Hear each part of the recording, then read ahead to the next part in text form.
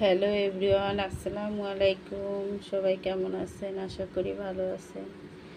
এই যে আজকে আমি রান্না করব রুই মাছ ভুনা করব।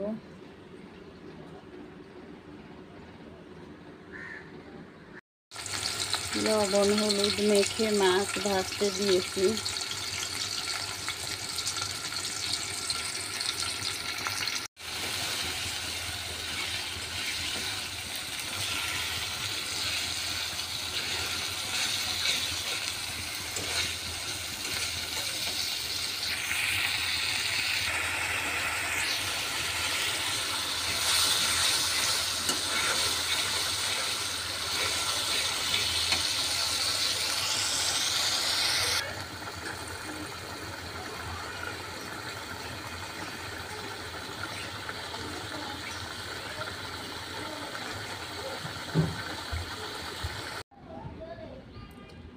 হয়ে গেছে আমার ঝাল ঝাল করে রুই মাছ ভুনা।